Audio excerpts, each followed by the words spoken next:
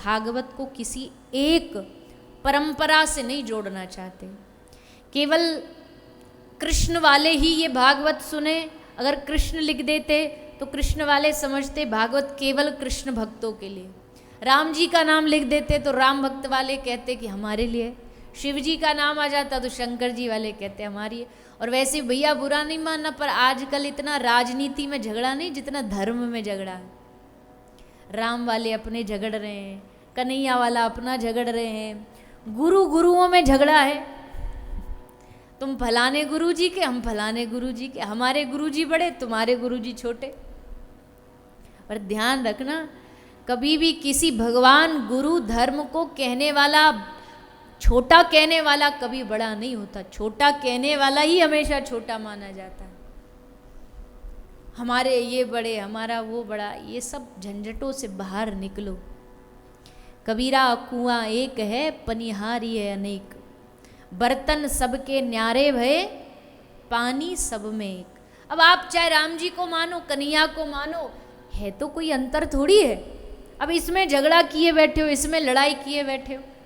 जिसको जिसमें रुचि, जिसको धनुष वाला भाई वो धनुष वाले को भजो, जिसको मुरली वाला भाजाए वो मुरली वाले को भजो। अब देखो, एक सरोवर के किनारे पर आप 10 चित्रकारों को बिठा दो और उनसे कहो कि जो तुमको रुचि जो भाई वो चित्र बनाओ, तो 10 की 10 अपनी रुचि अनुसार अलग अलग चित्र बनाएंगे।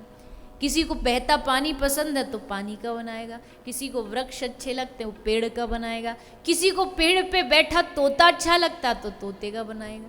जिसमें जिसकी रुचि होगी स्वाभाविक वो उसी का चित्रण करेगा। ठीक उसी तरह जिसको मर्यादा पसंद है वो राम जी को भजेगा, जिसको लीला पसंद है वो हमारे ठाकुर जी को भजेगा, ने थोड़ा रौद्र रूप धारण करने वाला वो शंकर जी को भजेगा। इसमें बड़ा छोटा का भाव रखना ये बड़ा भारी अपराध है। तो इसलिए किसी को भी ये कहना कि तुम इन भगवान को, इन देवताओं को भजने वाले, हम इन ये सब चक्करों में नहीं पड़ना चाहिए। सब तत्व एक ही है। रास्ता कोई कहीं से जाए सब एक ही जगह, पहुंचेंगे सब एक ही जगह। इसलिए व्यास जी ने इस झगड़े को पहले ही खत्म कर दिया। सत्यम परम धीमहि, सत्य को मानने वाला भागवत जी सत्य को प्रणाम करती है। और फिर आगे लिखा भागवत क्या है, कहा कि श्रीमद् भागवत निगम कल्प तरोर गलितम फलम। ये श्रीमद् भागवत वेदों का फल है।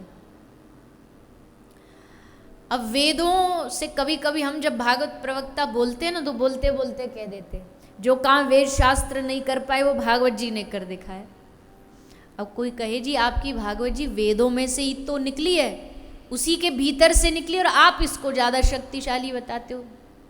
तो देखो भैया, जगह जगह की बात है। जहाँ जौन सी चीज़ की आवश्यकता होती है ना, वहाँ जो काम सुई कर सकती है वो तलवार नहीं कर सकती। कपड़ा को सिलने के लिए सुई ही चाहिए, चाहे तलवार में कितनी भी तेज धार हो, पर सिलेगी तो सुई।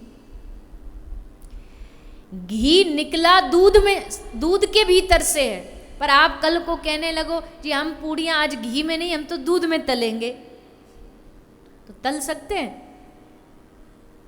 कहो नहीं नहीं, घी इसी के भीतर तो है, दूध के भीतर ही तो है घी भी, हम तो इसी में पूड़ियाँ तलेंगे। नहीं तल सकते।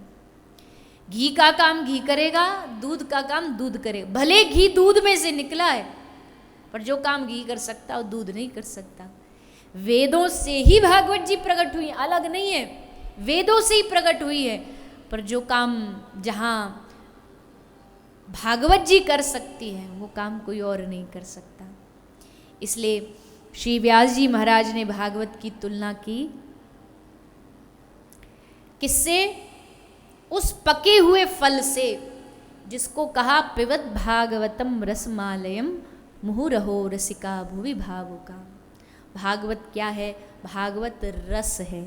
और रस कैसे पिया जाता है? जूस कैसे पिया जाता है? अब एक तो यह है कि डॉक्टर ने कहा पीना पड़ेगा, तो डाला गिलास में और मजबूरी में, रस नहीं है कोई, और नाक बंद करके वह एक बार में गट-गट पी गए, तो उससे ताकत तो आ जाएगी पर जूस पीने का रस नहीं आएगा। रस पीना है, जूस का आनंद लेना, उसका रस का आनंद लेना, तो कैसे पीना? घूंट घूंट करके पीना, एक घूंट पिया, फिर उसमें टेस्ट जीभ से पता लगाना कि कौन कौन से फल मिले हुए हैं। अच्छा आम भी है, अच्छा अमरूद भी है, सबरे जूस इसमें सारे फल मिले हुए हैं, एक घूंट करके पीना। तो भागवत जी भी क्या है, एक साथ पी करके आपको लगे कि हम तो अब 7 दिन की कथा सुनियो वह हो गए पार। कोई जल्दबाजी नहीं है, धीरे धीरे धीरे धीरे पीते रहो। एक बार कथा सुनी, रस आया, आहा बड़ा रस आया, दूसरी बार सुनोगे तो पहली वाली से ज्यादा रस आएगा। अगर ये रस बढ़ रहा हो ना हर बार, तो ही समझना कि सही दिशा में जा रहे हो। अगर भागवत सुन सुन के लग रहा नहीं अब तो रस आता नहीं कथा में, तो इसका मतलब गलत तरीके से कथा सुन रहे हो, क्योंकि यहाँ रस बढ़ता है, घटता नहीं है। ये रसगुल्ले वाला रस नहीं कि एक खाया, दूसरा खाया तो कम, तीसरा खाया और रस कम, चौथा खाया और रस कम। यहाँ उल्टा है। यहाँ जितना भगवान की कथा से हम जुड़ते हैं उतना रस चढ़ता है, नशा चढ़ता है। और महापुरुष कहते भैया देखो दुनिया में कितने कितने शौक होते हैं लोगों को। किसी को ताश खेलने का शौक, किसी को जुआ खेलने का शौक, किसी को शराब पीने का शौक, किसी को वो फाड़ी पन्नी और डाला मुंह में, और ऐसा डाला नाम भी पूछो ना तो नाम भी नहीं बता सके, क्योंकि बताए तो सबरा माल बाहर आ जाए। वो मुंह बंद करके ऐसे करते रहेंगे।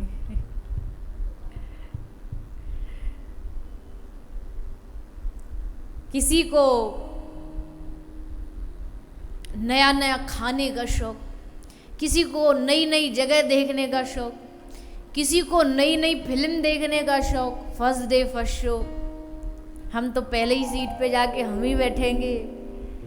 न जाने कितने प्रकार के इस दुनिया में शौक होते हैं, पर संत कहते धन्य है वो व्यक्ति जिसको भगवान की कृपा मिलती है और जिसको भगवान की कथा सुनने का शौक चढ़ जाता है। उसको भगवान की कई होते बड़ा उनमें शौक देखा जाता है।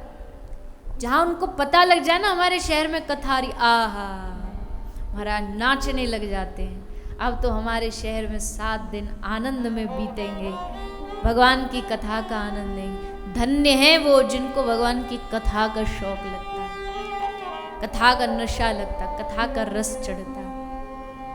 ये है ही कथा ऐसी। कथा में बैठ पता नहीं कैसे, तो कथा में पहली बात तो कैसे वो लोग जिनको नींद आ जाती है, जब किसी को आ जाती है तो कोई बुरा नहीं मानना। अब ये तो स्वाभाविक शरीर है, आ भी जाए तो भी पड़ोस वाले कुछ उसको आंख ऐसे देखना नहीं, ये सोचना बेचारा बड़ा थका आ रहा है, सो गया, चलो सो जा भैया। पर जिस दिन कथा का नशा चढ़ेगा ना, उस दिन में तो छोड़ो, भगवान की कथा न दिन में सोने देगी न रात में सोने देगी। मीरा कहती है सखी मेरी नींद नशानी हो, पिया को पंथ निहारत सगरी रैन बिहानी हो। पूरी रात निकल जाती है पिए का पंथ निहारते निहारते। अब गिरधर आए, अब गिरधर आए, अब नहीं आए, आहट हुई, पत्ता हिला, गोपी एकदम जग जाती, श्याम सुंदर आ गए। नींद तो लगती नहीं। गोपी कहती आज हमको सपने में श्याम सुंदर दिखे, मटकी फोड़ के दही लेकर के चले गए। कोई गोपी कुछ कह रही, कोई कुछ कह रही, आज सपने में ऐसे देखे। सबने राधा रानी को देखा। राधा रानी से पूछा हे स्वामी जी हम तो सब तो बता रहे हैं अपना अनुभव, आप भी बताओ ना, आपको सपने में क्या दिखे ठाकुर जी, क्या करते देखे? तो श्री राधा रानी की आंख में आंसू आ गए। श्री राधा रानी ने गोपियों का धन्य हो तुम सब गोपियों, मैं तुमको प्रणाम करती हूँ, कम से कम तुम को रात्रि को नींद तो आ जाती है, मैं सपना तो छोड़ो, जिस दिन से श्याम सुंदर गए मेरी नींद को अपने संग ले गए। बैरन नींद भी चली गई तो सपना काहे का। तो भैया जब भगवान, जब ये, अब देखो ये तुलना तो ज्यादा ठीक नहीं, पर संसार का एक छोटा सा नशा जिसको लत लग जाए ना उसे सोने नहीं देता। शराब की तलब लग जाए तो आदमी बेचैन, घर बेच देगा, परिवार का आभूषण बेच देगा, प्रॉपर्टी बेच देगा, सब बेच देगा, एक उस बेकार सी चीज को पाने। क्यों? क्योंकि नशा है, नहीं जी सकता उसके बगैर। इतना छोटा सा नशा हमें इतना कुछ करा देता है। सोचो जिस दिन हमको भगवान के नाम का रस चढ़ा, जिस दिन भगवान के नाम का नशा चढ़ा, उस दिन फिर दुनिया की कोई ताकत नहीं है जो इस नशे को तार सके। अब तो मीरा की पीरा तब ही मिटेगी जो वैद सवरिया होए। एरी मैं तो प्रेम दीवानी, मेरो दर्द न जाने कोई।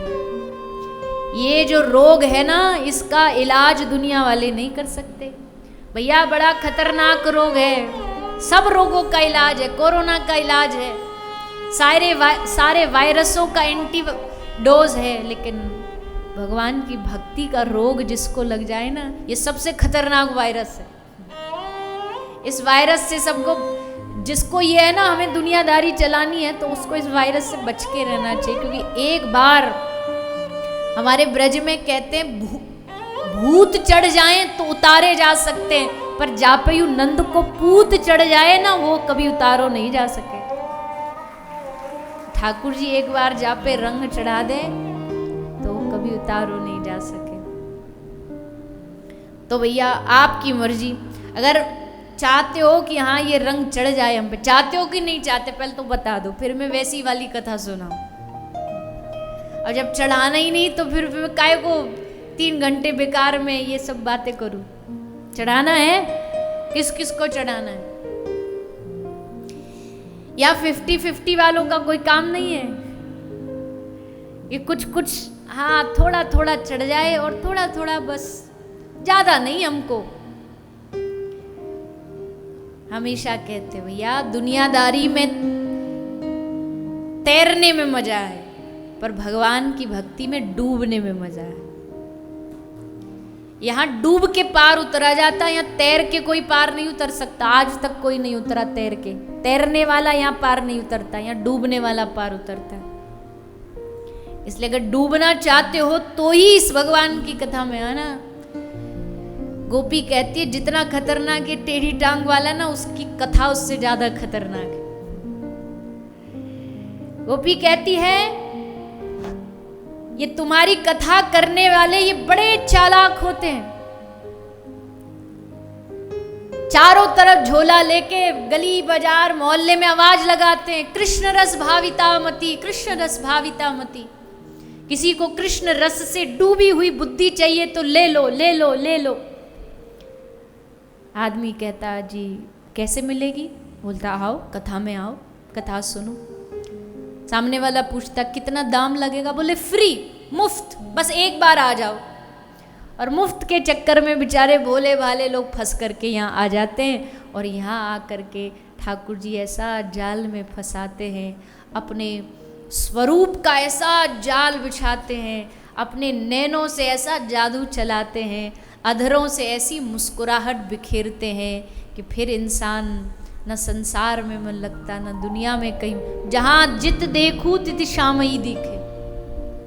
फिर ऐसा प्रेम का चश्मा लग जाता, जहाँ देखो वहाँ ठाकुर जी नजर आएंगे। ये रस चाहिए तो ही यहाँ आओ,